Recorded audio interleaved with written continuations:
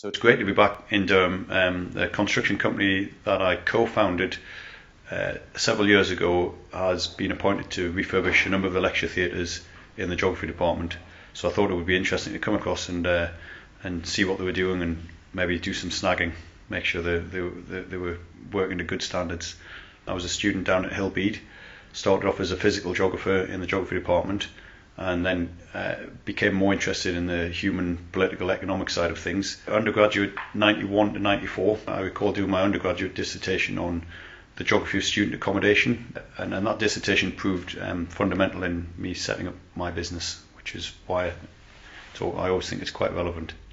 Good memories of the geography department, great times, very happy times, very interesting, great, always very glad I did a geography degree. I think it was interesting and relevant enough for me to gain experience to go on into business and into professions, but equally it was the subject area was broad enough for me to remain open-minded. So I often have this discussion with peers and colleagues who maybe did more vocational degrees, which prepared them for professional life. And I often think that my time studying geography at Durham prepared me very well, because I didn't just learn some skills, but it kept I think it opened my mind as well to what was geography all around the world really. So that dissertation doubled up as a business plan, and I took it to Northern Rock in the day.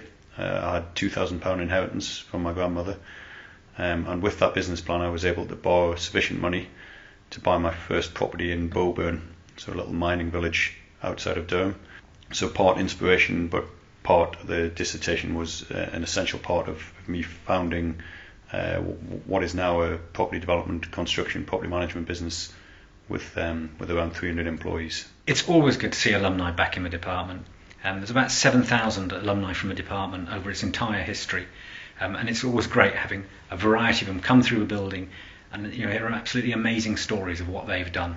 And in many ways, Ian sort of, as a local boy, coming through here, travelling the world, coming back, it's a fantastic story.